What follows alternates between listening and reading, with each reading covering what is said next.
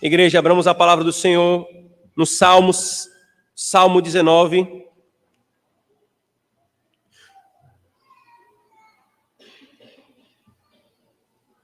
Salmo 19.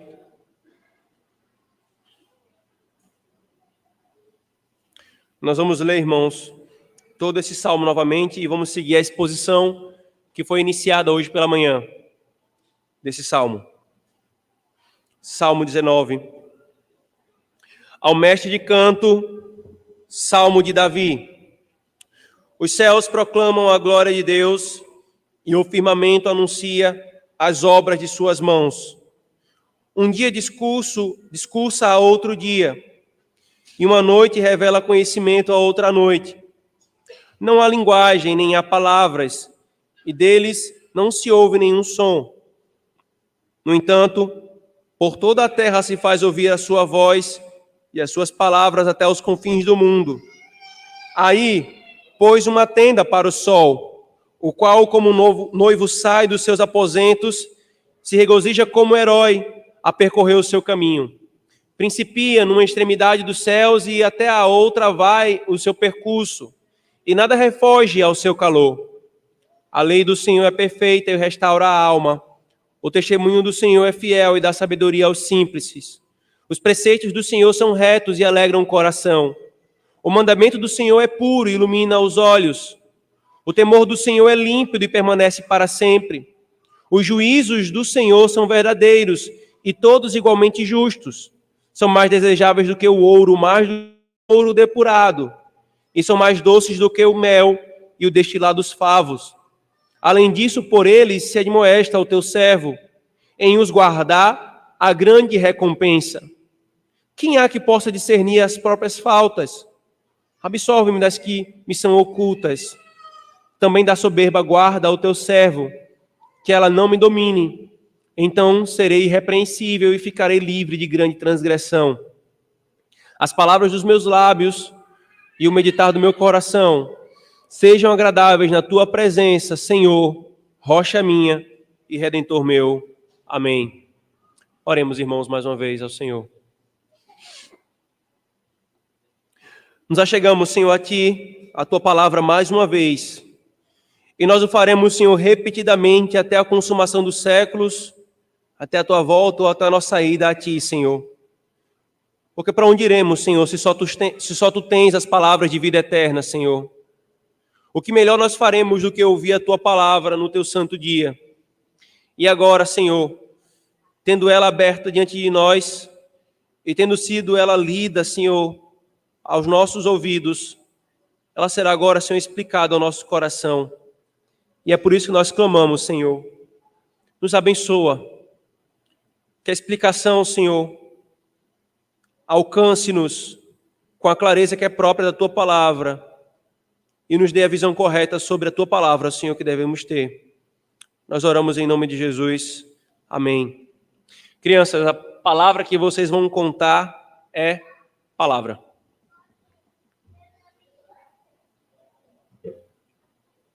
Queridos, hoje pela manhã nós iniciamos a exposição desse salmo e nós vimos que ele está dividido em 3 partes.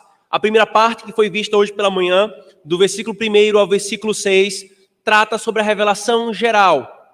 A segunda parte, do versículo 7 ao versículo 9, trata da revelação especial. A última parte, que nós não veremos hoje, mas na próxima exposição, versículos 10 a 14, trata da maneira como o crente responde e reage a essa revelação. E então, irmãos, foi lembrado à igreja que a dinâmica do que está sendo tratado aqui foi chamada na história da igreja corretamente uma ilustração de os 2 livros publicados pelo Senhor. Deus publicou 2 livros pelos quais ele se revela. O primeiro foi visto hoje pela manhã, é a obra da criação e a obra da providência.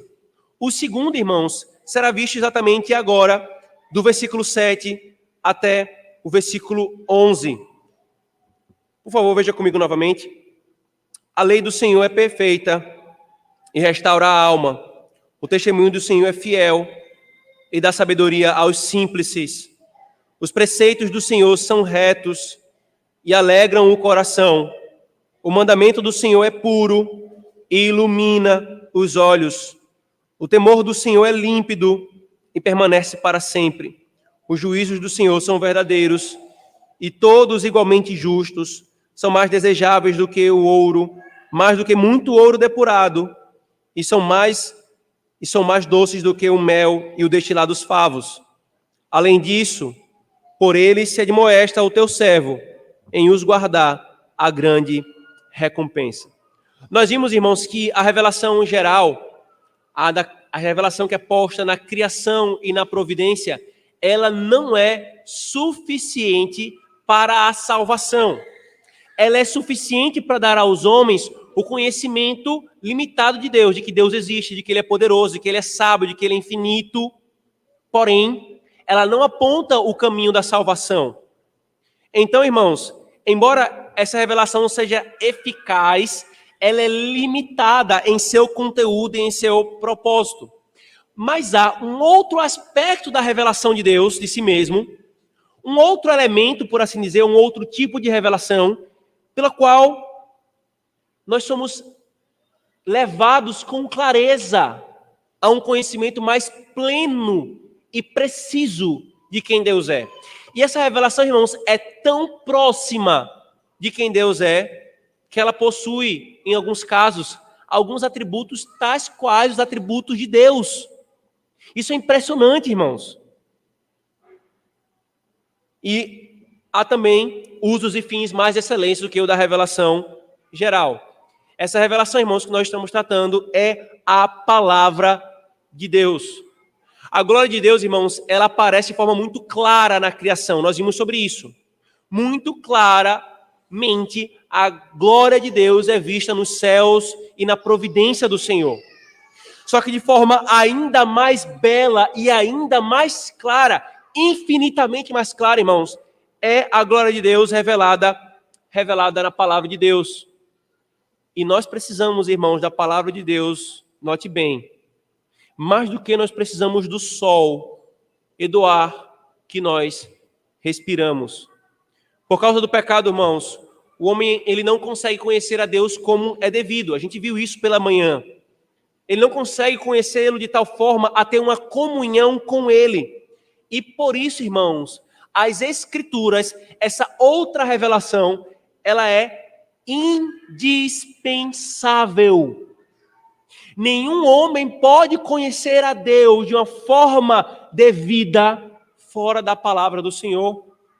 E aí, querida, a gente começa a perceber o quão grave, por exemplo, é uma manifestação ou uma forma de cristianismo, historicamente falando, não biblicamente falando, que é o romanismo. O catolicismo romano, que diminui a palavra de Deus. As coisas mais absurdas se ouvem proferidas pelos seus sacerdotes, dizendo que a igreja tem primazia sobre a palavra porque quem gerou a palavra foi a igreja. Olha quanta tolice em falar isso. A igreja é produto da palavra. A palavra de Deus não precisa da autenticação de nenhum homem. É como dizer que um leão faminto precisa ser defendido. Não precisa. Ela é a revelação de Deus e nós não poderemos conhecê-lo sem a palavra. E Davi chama aqui, irmãos, a palavra de Deus, essa outra revelação, outra forma de revelação, por esses termos. Veja, por favor, o versículo 7. É a lei do Senhor, é o testemunho do Senhor, são os preceitos do Senhor, os mandamentos do Senhor, o temor do Senhor e os juízos do Senhor. 6 expressões diferentes para se referir à mesma revelação, à mesma coisa, que é a palavra do Senhor. E esses atributos, e os atributos, irmãos, dados à palavra, se você perceber bem, são os mesmos que são dados a Deus de forma absoluta. Rapidamente aqui, dê uma passagenzinha assim por cima. A lei do Senhor é perfeita. Tem alguma coisa nessa criação que possa ser chamada de perfeita, irmãos? Nada. Só tem uma coisa que é perfeita, ou um ser, e isso é Deus. O testemunho do Senhor é fiel. Ainda, os preceitos do Senhor são retos. O mandamento é puro. O temor do Senhor é límpido, é justíssimo. Ora, irmãos, é tão próxima, a palavra do Senhor é tão próxima do Senhor, que ela recebe atributos que são dados ao próprio Deus.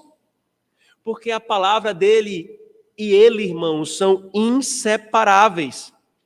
São inseparáveis.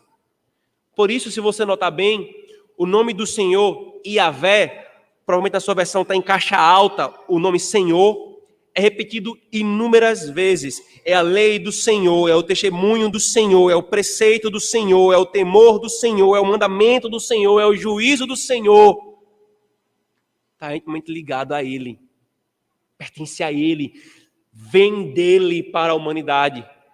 E se parte dele, e se está intimamente ligado a Ele, queridos, é digno de receber os atributos que é dado a Ele.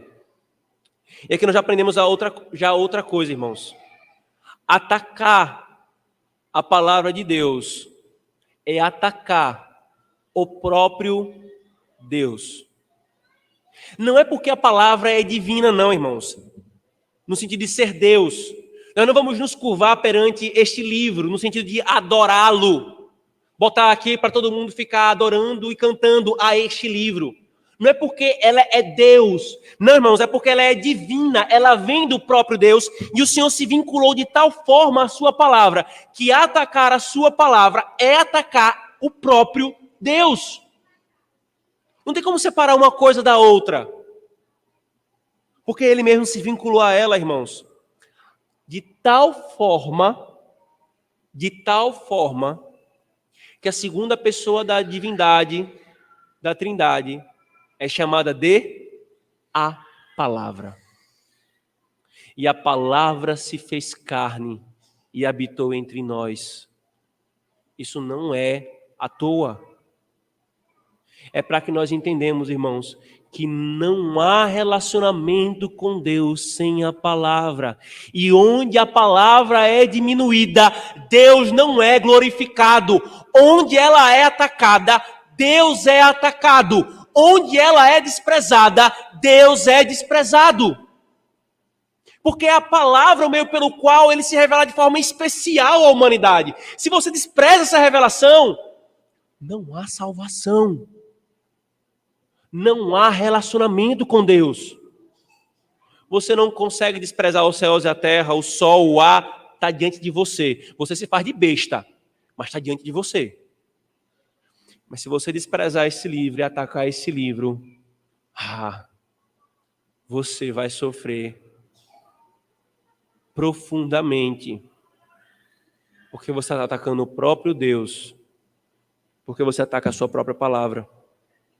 Boa parte, queridos, dos problemas que temos no meio das igrejas ou das religiões que se dizem cristãs é uma visão tacanha ou ímpia da palavra de Deus.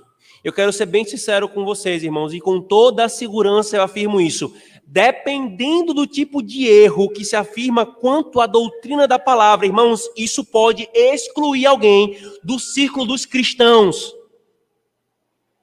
Nós vivemos em dias de ecumenismo e muitos procuram alargar o quanto for possível o guarda-chuva daquilo que realmente é cristão ou cristianismo. Então tem alguns que chegam a dizer que meramente a doutrina da Trindade faz alguém ser cristão. Não. Não é apenas a doutrina da Trindade. Alguns falam assim, não, é a doutrina da Trindade mais a do ser de Cristo. Não. Não é apenas a doutrina da Trindade mais o ser de Cristo. Porque no dia em que alguém se levantar também contra a palavra do Deus triuno, ele está se colocando longe da sã doutrina e da fé verdadeira. A tal ponto que um irmão nosso, norte-americano, pastor presbiteriano chamado Gresham Machen, ele escreveu uma obra chamada Cristianismo e Liberalismo. E o liberalismo foi uma das vertentes recentes que mais atacou a palavra de Deus, e ele corretamente afirmou, liberalismo não é cristianismo. E eu corretamente afirmo, irmãos, com a mesma convicção, qualquer expressão que se diga cristã e despreze essa palavra não é cristianismo. Quem ouve, que entenda. se coloca a palavra ao lado de qualquer outra coisa, igualando-a, não há cristianismo ali. Palavra e tradição têm o mesmo peso? Pois bem, este que afirma isto não é cristianismo, catolicismo romano. Palavra e uma nova revelação, como mormons, como os testemunhas de Jeová, ou até mesmo como os adventistas do sétimo dia, que colocam uma nova revelação ao lado, não é cristianismo, porque se despreza esse meio pelo qual Deus se dá a conhecer de forma salvadora, ou se mistura com alguma outra coisa, não segue a sã doutrina. Não segue. Davi aqui, irmãos, inspirado pelo Espírito Santo, ele nos dá e nos apresenta inúmeros atributos da palavra de Deus e seus efeitos naquele que a acolhe como palavra de Deus, que de fato ela é. Isso aqui, irmãos, é muito importante para nós, porque como eu acabei de falar, se nós brincarmos com isso, irmãos, nós estamos sob sério risco e perigo. Então, a primeira coisa, irmãos, que Davi fala aqui está no versículo 7. Parte A, primeira parte do versículo. A lei do Senhor é perfeita e restaura a alma. A primeira afirmação sobre a palavra e o primeiro efeito dela. A lei do Senhor é perfeita. Davi fala aqui, irmãos, inspirado pelo Espírito. A ideia do hebraico aqui, irmãos, da palavra perfeita, tal qual no português é, não falta nada a ela. Ela está completa. Ela é suficiente. Para aquilo que ela foi dado, ela não necessita de complemento.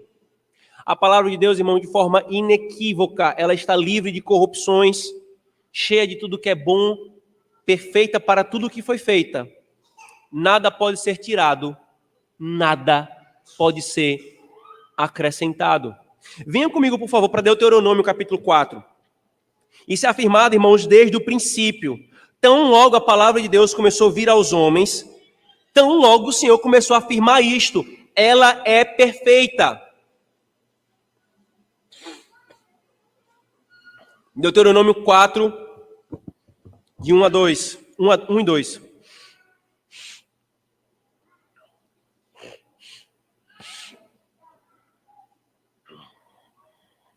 É dito: agora, pois, ó Israel, ouve os estatutos e os juízos que eu vos ensino. Está percebendo que é a mesma linguagem que Davi usou? Os juízos do Senhor. Continua. Para os cumprirdes, para que vivais e entreis e possuais a terra que o Senhor, Deus dos vossos pais, vos dá. Nada acrescentareis à palavra que vos tenho mandado, nem diminuireis dela, para que guardeis os mandamentos do Senhor, vosso Deus, que eu vos mando. E textos como esse, irmão, se espalham em toda a palavra de Deus. Não há imperfeição nela. Ela é perfeita. Aí, querido, você percebe a gravidade daqueles que sempre encontram falta na palavra do Senhor, ou que precisam ver nela algum complemento. Eu já mencionei aqui, por exemplo, os romanistas, que dizem que a Bíblia precisa do complemento das tradições do magistrado e da palavra do Papa. Ora, a palavra do Papa, dizem eles, é tão inerrante quanto a palavra de Deus. Isso é uma blasfêmia odiosa da pior qualidade. Uma palavra de homem inerrante como a palavra de Deus, apenas a lei do Senhor é perfeita. Não há necessidade de nenhum complemento, irmãos. Nenhum, querido. Como nós vamos ver mais à frente. Quão tolos são os homens que se levantam diante da lei do Senhor e veem toda a sua beleza, a sua abrangência, a sua sabedoria e diz: ah, eu vou acrescentar mais uma lei aqui. Usos e costumes. Eu vou tirar essa lei aqui porque eu acho ela exagerada. Libertino. Ela é perfeita. Ou ainda os modernistas ou racionalistas, cuja razão mal utilizada julga a palavra e sempre chega à conclusão de que ela precisa ser complementada pela ciência, pela sabedoria humana. Ou ainda os sincréticos, que buscam em teorias ímpias do mundo complemento para os mesmos assuntos que a palavra de Deus trata com tanta clareza.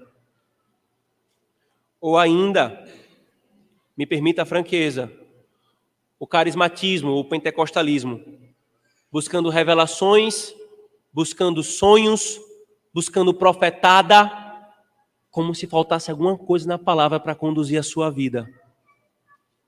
A lei do Senhor é perfeita. Não falta nada a ela, irmãos. Nada. O que é que ela faz? Davi diz, ela restaura a alma. Veja o poder que ela tem. Apenas a ela é dado o poder de restaurar a alma do homem. Apenas a ela. Ela é um instrumento de Deus para isso, irmãos.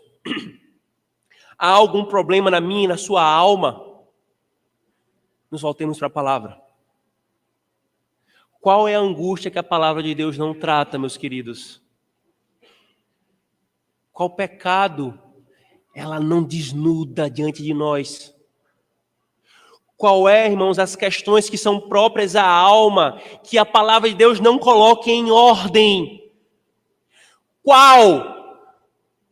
Que se levante alguém e apresente uma. Porque a palavra de Deus diz, ela restaura a alma ao seu devido funcionamento. Ao seu devido funcionamento. Ela é a palavra daquele que criou a alma, daquele que sustenta a alma e daquele que redime e santifica a alma. Ela tem esse poder.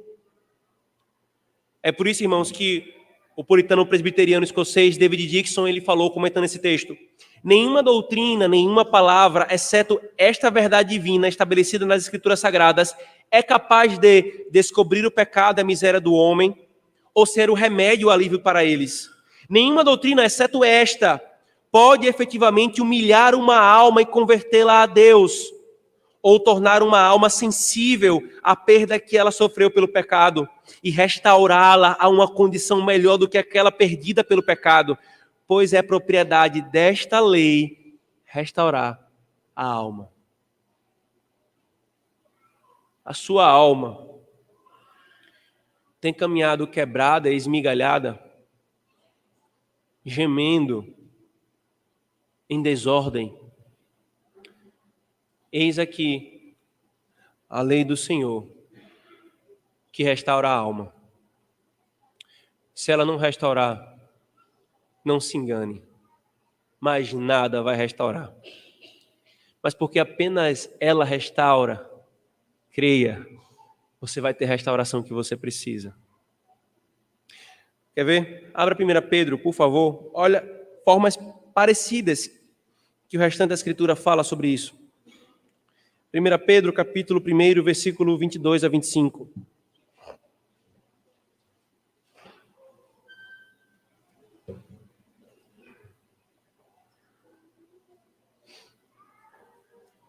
É dito, tendo purificado a vossa alma pela vossa obediência à verdade, tendo em vista o amor fraternal não fingindo, amai-vos de coração uns aos outros ardentemente, pois fostes regenerado não de semente corruptível, mas incorruptível, mediante a palavra de Deus, a qual vive e é permanente.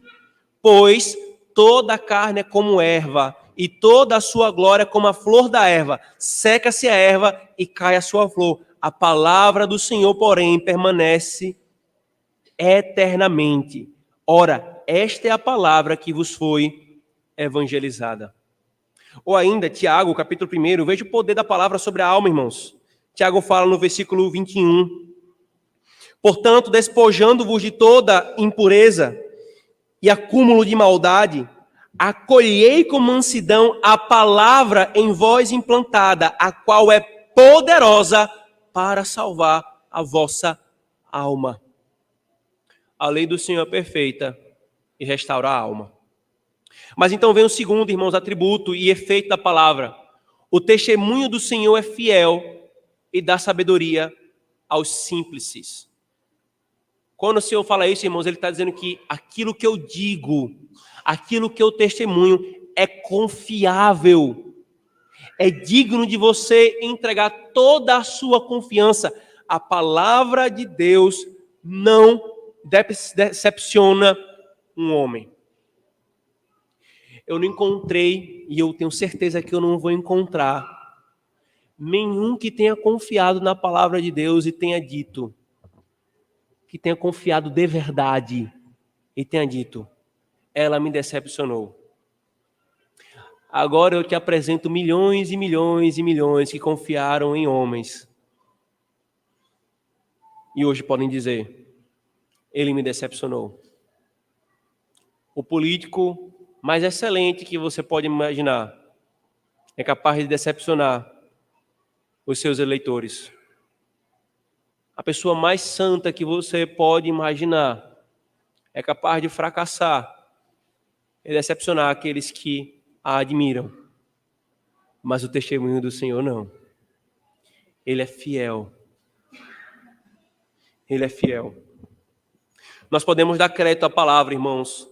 Ela nunca nos decepciona. Ela é fiel e confiar nela é a coisa mais certa que nós podemos fazer. Como eu falei, irmãos, nós não podemos botar essa mesma confiança absoluta na palavra de homem, porque o testemunho de homem pode falhar por erro, por fraqueza, por imprecisão, por má impressão ou por má intenção. Mas a palavra de Deus não, irmãos. Ela está livre e isenta de tudo isso e ela é fiel. Por isso, queridos, erram gravemente os que confiam mais no testemunho de homens do que no testemunho de Deus. Como, por exemplo, eu falo extensamente para a igreja a doutrina da criação. Tem alguém que estava lá, o único que estava lá na hora da criação, dizendo como foi que ele fez. Mas tem pessoas que preferem acreditar em supostas possibilidades que não bate um bocado de dado de informação. Isso é mais confiável do que a palavra de Deus. Isso é tolice. Isso é loucura. O testemunho do Senhor é fiel. E o que é que ele faz? Ele dá sabedoria aos simples. Curiosamente, irmãos, a palavra aqui para simples, ela está associada, se pudéssemos adiantar aqui a explicação dessa palavra, a imagem que seria para nós é aquela pessoa que não consegue reter bem aquilo que lhe é ensinado. A pessoa que você fala, entra por ouvido, sai por outro. Tem a dificuldade de aprender. Deus está dizendo que até a estes a palavra pode tornar sábio. E quanto não são os filhos de Deus espalhados pela face da terra no tempo e no espaço, que muitas vezes não sabiam nem ler direito, mas eram sábios porque tinham a palavra de Deus como a sua norma de vida. Quantos? Veja, por favor, Deuteronômio 4 novamente. Aquele mesmo texto, ele continua. E veja o que o Senhor fala sobre o efeito dessa palavra que é perfeita. Versículo 6. Guardai-vos, pois, e cumpri-os, porque isto será a vossa sabedoria e o vosso entendimento perante os olhos dos povos, que, ouvindo todos esses estatutos, dirão, certamente este povo, este grande povo é gente sábia e inteligente. E aí você percebe o quão ridículo são pessoas que dizem crer na palavra de Deus, mas querem e acham que vão parecer mais sábias e mais inteligentes perante os sábios desse mundo, diminuindo a palavra. Não. Eu sou uma pessoa sábia, sabida e inteligente. Eu não creio nessas coisas assim que a Bíblia está falando, não. Você acha mesmo que é assim que você vai ser reconhecido como sábio e inteligente? É a palavra de Deus que torna sábio e inteligente um homem. Porque é ela que dá o subsídio para entender tudo mais, irmãos. Tudo mais. Ou ainda o Salmo 119, por favor, venha comigo. Salmo 119, se você não conseguir acompanhar, ouça a leitura. Salmo 119, versículo 99 e 100. O Senhor diz: compreendo mais do que todos os meus mestres, porque medito nos teus testemunhos. Sou mais prudente que os idosos, porque guardo os teus preceitos.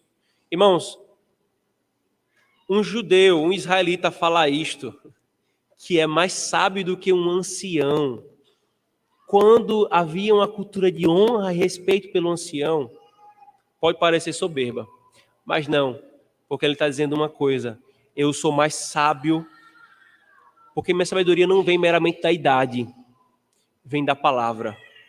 Ou quando Paulo fala a Timóteo, Timóteo, a palavra, ela pode te tornar sábio para a salvação.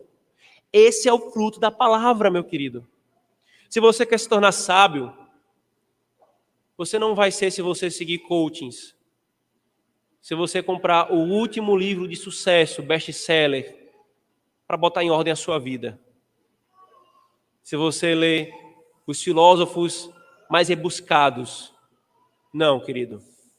Você vai se tornar sábio se você se voltar para a palavra de Deus. Essa sabedoria, ela alcança o homem mais simples e o homem mais culto. E é por isso que Paulo falou: a sabedoria do mundo não o conheceu. Porque se tivesse conhecido, não teria crucificado o Senhor da glória. Mas a sabedoria de Deus é para aqueles que recebem a mente de Cristo pela obra do seu Espírito. Terceira característica, irmãos, ou terceiro atributo com o seu efeito: os preceitos do Senhor são retos e alegram o coração. Versículo 8. A ideia de retidão aqui, irmãos, é que ela não se desvia em sentido algum. Ela é moralmente certa. É interessante que quando nós estamos lidando com ideias, irmãos, sempre a gente está conversando aqui, acolá, mas tem isso aqui. Não, mas isso aqui pode ser um exagero. Não, mas isso aqui pode desviar para cá. Não, a gente sempre fica nas nossas conversas buscando ali ajustes, porque senão vai se desviar. Ele está dizendo: a palavra de Deus, os preceitos do Senhor são retos, são moralmente certos, não há nenhuma desproporcionalidade. Pode ir atrás. Quando tem nego se levantando, quando tem gente se levantando, diz assim: olhe, a palavra de Deus é exagerada nisso aqui. Não, porque tem isso aqui que acho que é demais. Pode ir atrás, das duas uma. Ou ele não conhece a palavra, ou ele está julgando a palavra pelos seus critérios carnais. E é claro que para a carne, qualquer coisa na palavra de Deus é exagero. Porque ela é reta. Ela não vai nem para a direita, nem para a esquerda. Ela é reta. E qual é o efeito dela, queridos? Ela alegra o coração. E aí, irmãos, quando Deus faz essa relação aqui nesse salmo, por meio de Davi, os preceitos do Senhor são retos e alegram o coração, ele está nos ensinando uma coisa sobre a alegria, irmãos. A alegria não é moralmente neutra. Se os retos desígnios do Senhor, os retos preceitos do Senhor é que alegram o coração, então a alegria é moralmente orientada. De outra forma, não há alegria na imoralidade. Não há. Olhe para alguém feliz enquanto desfruta do pecado. Olhe bem para aquela cena. E você verá alguém cuja alma está sangrando por dentro, buscando incansavelmente uma alegria que nunca encontra.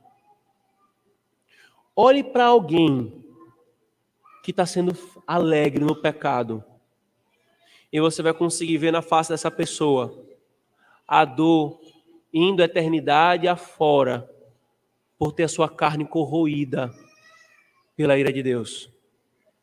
Não há alegria no pecado, irmãos. Mas há alegria na palavra de Deus, e apenas nela nós encontramos a verdadeira alegria. Sem nenhuma sombra de dúvidas, irmãos. A palavra de Deus é um mapa para a verdadeira alegria. Quantas não são, irmãos, as porções da Escritura Sagrada que falam sobre alegria? Quantas, irmãos? Ela é a fonte da alegria verdadeira. Ela é a instrução, ela é o mapa, ela é o caminho, ela prescreve, ela nos diz o que é a alegria verdadeira. Cristo falou assim, irmãos, aos judeus, em João 5. Vós examinais as Escrituras, porque julgais nelas ter a vida eterna. E são elas que dão testemunho de mim. E Davi, irmãos, inspirado pelo Espírito de Cristo, pode falar a mesma coisa, só que com outras palavras. São nelas que vocês encontrarão a verdadeira alegria do coração. Porque vida eterna, Cristo e a alegria verdadeira estão todos juntos. É nela que você vai encontrar. Ou pegue, por exemplo, a título de ilustração, o breve catecismo de Westminster, o nosso catecismo.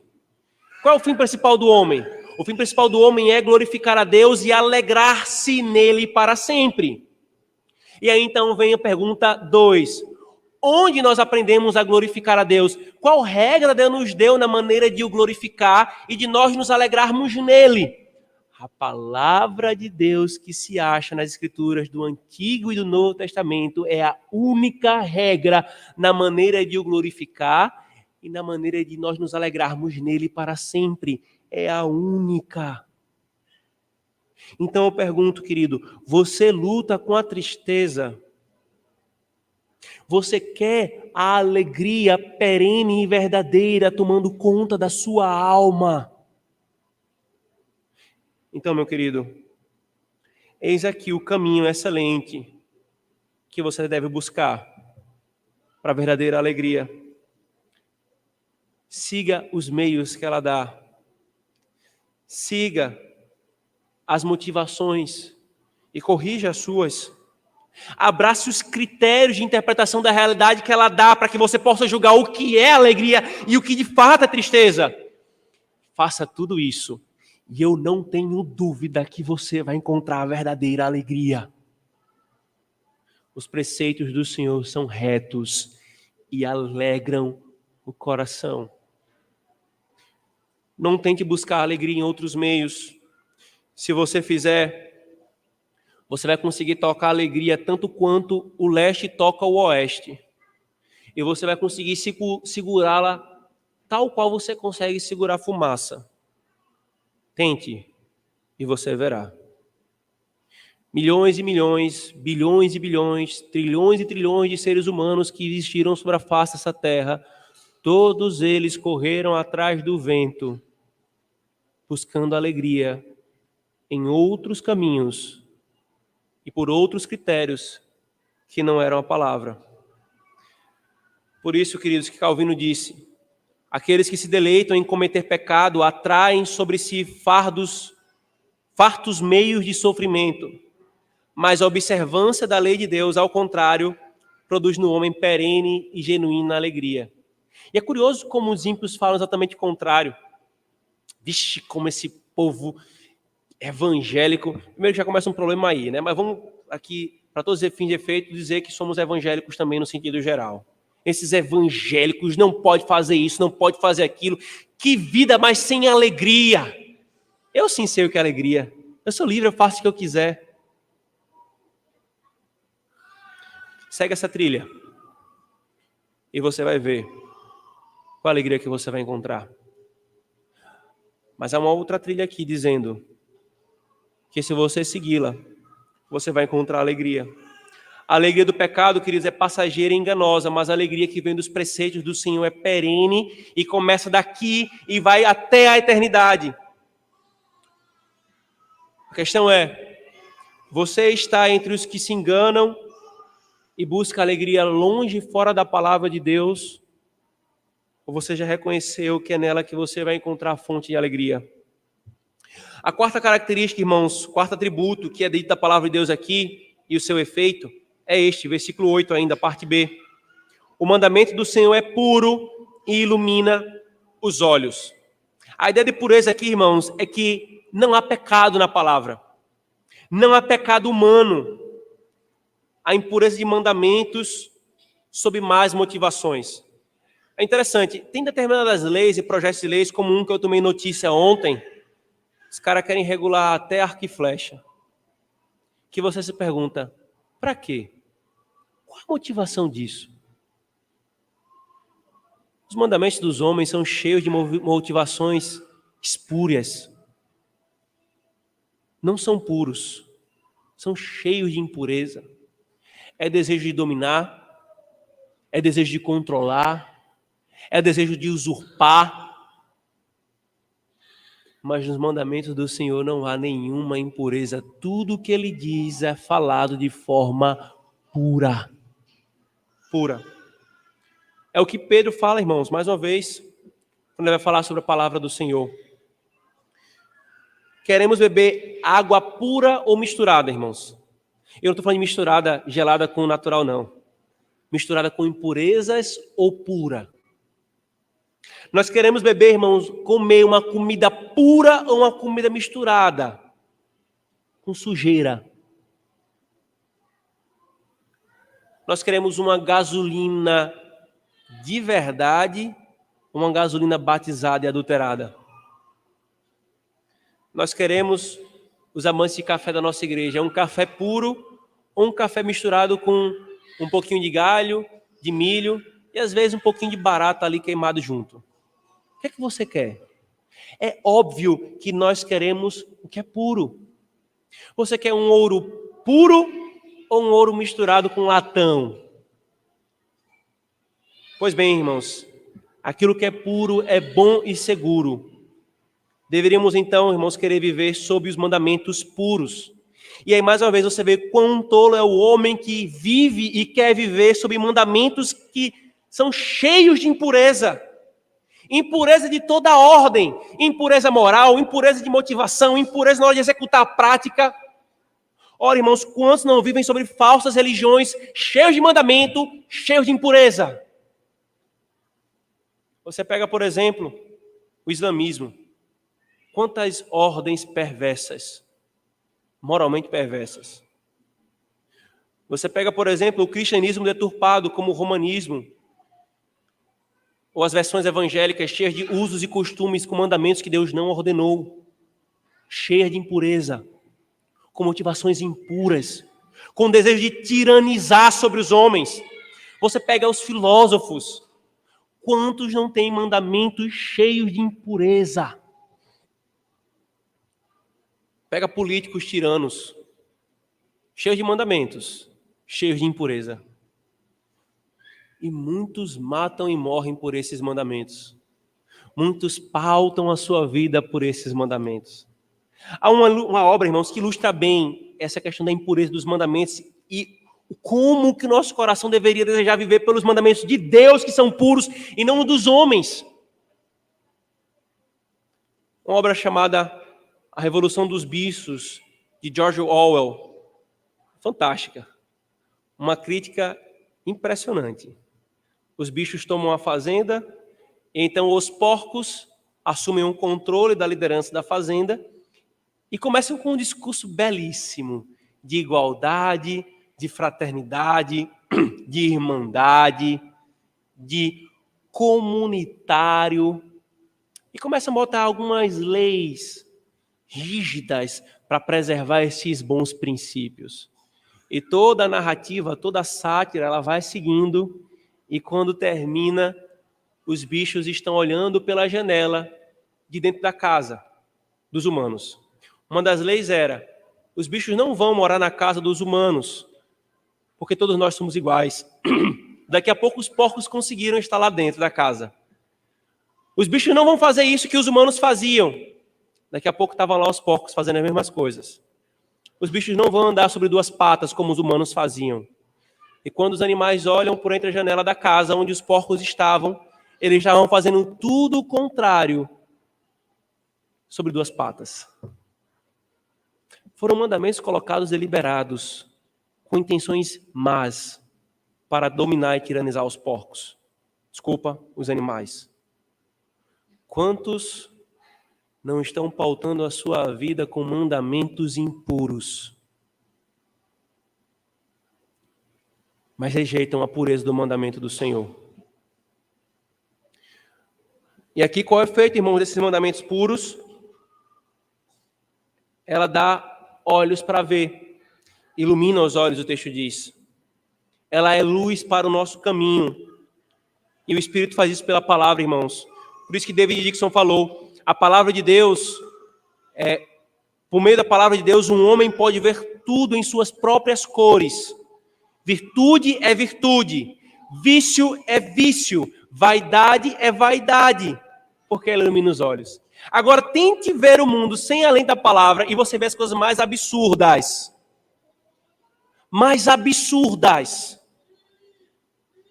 Porque vive na obscuridade do seu entendimento, Paulo diz. O Spurgeon fez essa imagem. A Escritura é um habilidoso oftalmologista e deixa os olhos límpidos e claros.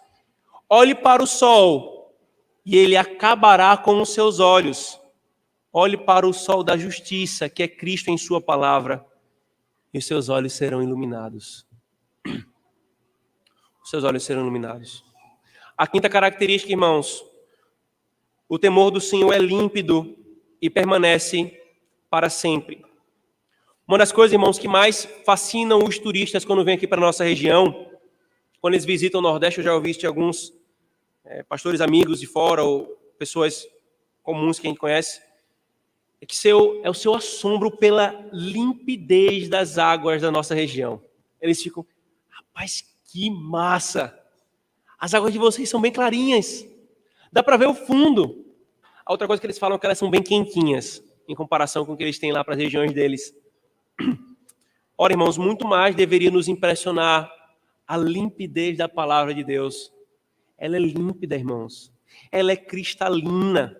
Ela é limpa e nos limpa. Ela é clara e qualquer um pode ver com clareza o que nela está e entender o evangelho com clareza e conhecer a Deus com clareza. É certo que há coisas difíceis na palavra, mas aquilo que é essencial e grande parte do seu ensino é claro, é límpido. E qual é a consequência dela? Ela permanece para sempre, irmãos, porque a palavra é eterna, porque Deus é eterno. O Deus que a proferiu é eterno, então ela é eterna. Nós lemos isso agora em 2 Pedro. A carne se desvanece, mas a palavra do Senhor permanece para sempre. Ela não muda, queridos. Ela é a mesma.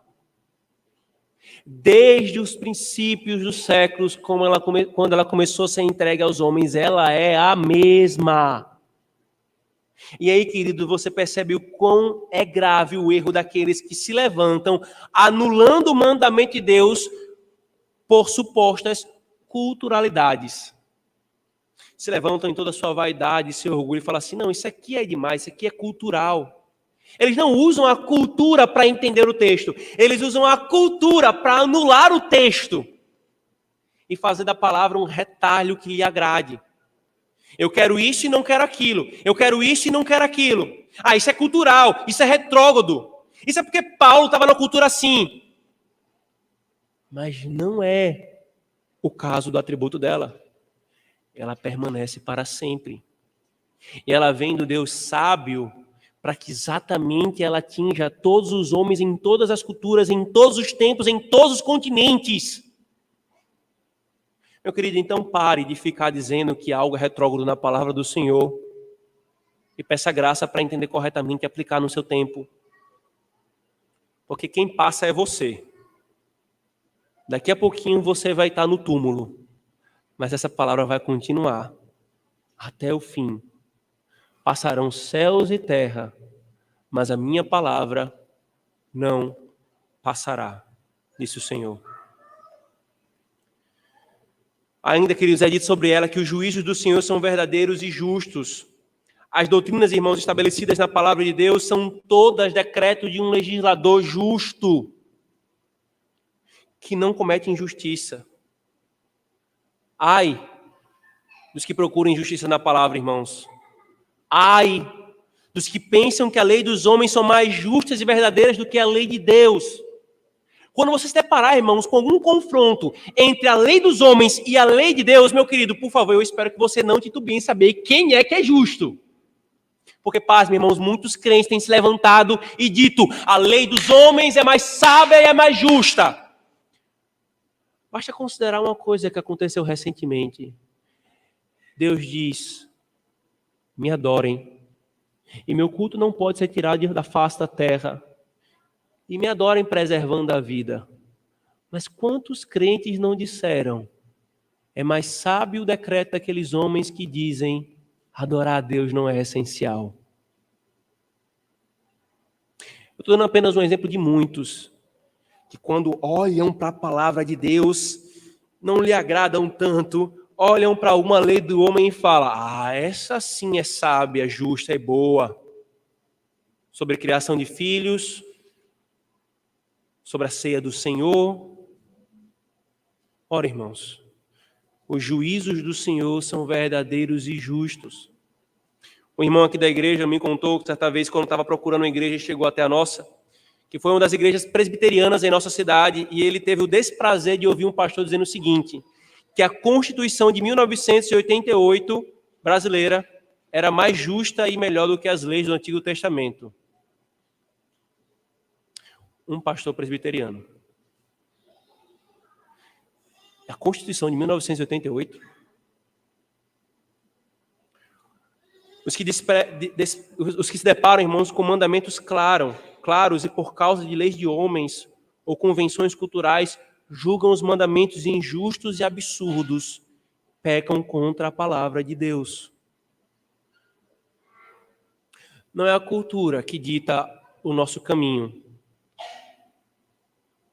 Não é o que os homens acham justo, porque a nossa ética não é utilitarista. Não é o que a maioria decide. É o que Deus diz que é justo. Porque tudo o que Ele diz moralmente é justo. E ainda, irmãos, por último, a lei do Senhor, a palavra dele, são desejáveis e doce, e admoestam e recompensam. Veja, por favor, o versículo 10 e 11 mais uma vez. São mais desejáveis do que ouro, mais do que muito ouro depurado. E são mais doces do que o mel e o destilado dos favos. Além disso, por eles se admoesta o teu servo, e em os guardar a grande recompensa. Queridos, veja que coisa linda, irmãos. Que descrição maravilhosa da palavra de Deus. Ela é mais desejável do que o quê? Aí coloca duas coisas maravilhosas diante de nós. Ouro e mel. São mais desejáveis do que ouro e mel. Lembre que nos dias de Davi não tinha açúcar. Então o mel era a coisa mais doce e agradável que eles tinham.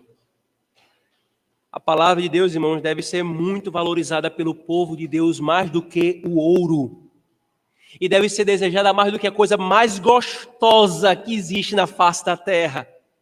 A alma que recebe a palavra de Deus, ela prova como ela é doce, querido. Agora, quem tem mais deleite nas coisas da carne e nos prazeres desta vida do que na palavra de Deus, mostra onde está o seu apetite. Quem tem mais prazer nas coisas desta era, logo passará a eternidade sem prazer algum. Mas aqueles que colocam o seu maior prazer na palavra de Deus e no Deus que é revelado nessa palavra, no Cristo que ali é nós é pregado, ele não terá interrupção de desfrute de prazer na eternidade. Se nos chegassem, irmãos, se chegassem até nós oferecendo ouro de graça, de forma lícita, tá? Não é ouro roubado, não. Ouro de graça. Alguém chegasse assim, eu te dou todo o meu ouro. Você pegaria? Se fosse dito assim, basta você ler isso aqui e ir para tal local ouvir a leitura e a explicação disso aqui para conseguir ganhar esse ouro, você iria com diligência? Você faltaria? Querido, vou repetir, é ouro de graça, tá? Você não precisa pagar nada. Só basta você ler e ouvir. Você faria? Pois bem, irmãos, eis aqui, queridos, Algo mais desejável que o ouro, a palavra de Deus. E por que que nós não a lemos? E por que que nós desprezamos e negligenciamos ouvir a pregação dela no dia do Senhor? Por que que nós achamos demais 2 cultos? Ah, você não acharia demais ter que ir 2 vezes pegar ouro de graça, você acharia? Você queria era mais. Aquilo que é mais desejável do que o ouro está diante de nós todos os dias. Aquilo que nos enriquece a alma mais do que o ouro é pregado todo dia do Senhor. Nós reagimos proporcionalmente, irmãos? Ou ainda, se alguém lhe chamasse para ir comer num restaurante cujo chefe estudou no Le Cordon Bleu e que tem uma estrela Michelin, você titubearia de ir? Tudo pago, tá? Tá pago. Só vi. Ou se alguém chegasse para você e oferecesse almoço grátis todos os dias com uma costelinha do Outback, você titubearia em aceitar a proposta? Eu vou além. E se Ivaldo chegasse para você e falasse assim, sempre que você quiser parmegiana é só passar lá em casa que eu lhe dou. Quanto que você iria até lá? Quantas vezes? Ora, irmãos, eis aqui algo mais saboroso que a parmegiana de Ivaldo, que a costela do Outback, ou que o melhor restaurante que você puder imaginar. E por que que nós não a devoramos, irmãos? Por que que nós a desprezamos? A palavra de Deus, irmãos, nos admoesta e promete recompensas. Ela nos dá o caminho correto a ser seguido e nos adverte contra os caminhos errados. Ela nos recompensa, irmãos, porque Deus vinculou promessas às suas leis. E embora a salvação não seja por obras, não seja uma recompensa, porque Deus não deve nada a ninguém, há inúmeras recompensas, em diversos níveis de recompensas, para aqueles que, sendo salvos pela graça, vivem segundo a palavra de Deus. Você notou aqui o progresso, querido? Essa palavra é perfeita, é pura, é límpida, é verdadeira, é justa. E o que é que ela faz? Ela restaura a alma, ela ilumina, ela dá sabedoria, ela dá alegria, ela dá instrução, ela recompensa. Será que não vale a pena você se voltar para a palavra de Deus? O que há de mais valioso do que esse livro, querido? Você que já creu e você que ainda não creu, o que você acha que vai encontrar de mais valioso nessa era? Me mostre qualquer coisa. Bora, me mostre. E eu vou te dizer, vai ser consumido pelo fogo. Vai ser consumido pela ferrugem. Vai ser corroído pela traça. Pode ser roubado pelo ladrão. Mas a palavra de Deus, não. Qual livro é melhor do que esse? Um irmão chamado Nathaniel Rand disse assim: quão odiosa é a profanidade desses cristãos que negligenciam as santas escrituras e se entregam à leitura dos livros tolos. Quantas horas preciosas tantos gastam em romances tolos, em histórias fantásticas, poemas lascivos? E por que contentar-se em ser animado e satisfeito quando só se pode obter alegria nesse santo livro? Vamos fazer a transposição para o que ele está falando. Quantos de nós não gasta tempo com rede social boba, com séries bestas, com perda de tempo, com coisas que não servem para nada e que muitas vezes enchem o nosso coração de pecado? Há pecado nessas coisas simplesmente, irmãos? Não. Mas há algo mais desejoso, cuja recompensa é muito mais gloriosa, irmãos, na palavra de Deus. Eu pergunto mais uma vez, igreja, que livro expõe a beleza daquele que é o ser mais belo que existe? Qual livro pode superar esse? Esse é o livro mais importante. Essa é a revelação mais clara de Deus. Nós não vamos ter nenhuma outra. Esse livro, irmãos, deveria ocupar o nosso tempo diário. E não deveria ser um peso para nós isso. Esse livro deveria ocupar a agenda e a rotina diária da nossa família, e isso não deveria ser um peso para nós. Ele deveria ocupar todo o dia do Senhor, e isso não deveria ser insano para nós. Não deveria ter preguiça nem desprezo. Sabe por quê, meu querido?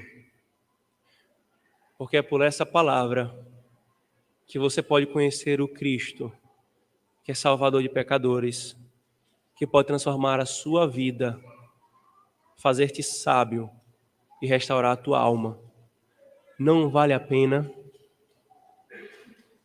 Vale. E eu te chamo agora a provar essa palavra, e você verá que vale. Amém. Oremos. Senhor Deus, a tua palavra é maravilhosa, Senhor, e não há nada igual a ela. Nos dá, Senhor, um senso e uma percepção, Senhor, gloriosa da tua palavra. Ó Deus Filho, tu és a palavra encarnada e tu és aquele que é revelado na palavra, Senhor. Que nós amemos a tua palavra para que possamos ser conduzidos ao amor a ti. Ó Deus Espírito, tu inspiraste essa palavra e por essa palavra tu trabalhas, Senhor. Que nós não desprezemos a tua obra por ela, Senhor. Faz-nos, Senhor, como igreja, amarmos a tua palavra. Faz nosso coração pegar fogo quando nós ouvimos a tua palavra, Senhor. Faz os nossos olhos, Senhor, ressecarem enquanto nós não lermos as palavras da tua lei, Senhor. Nos dá, Senhor, deleite e prazer nelas. Que ela ocupe o nosso tempo na família, individualmente e como igreja, Senhor. Porque se a tua palavra não for central, Senhor, o Senhor não é central. Nos dá sempre um culto centrado na tua palavra, Senhor, com a tua palavra sendo cantada, lida e pregada, Senhor, e orada. Nos dá, Senhor, um prazer e um desejo de tê-la para nós. Nós oramos, Senhor, em nome de Jesus. Amém.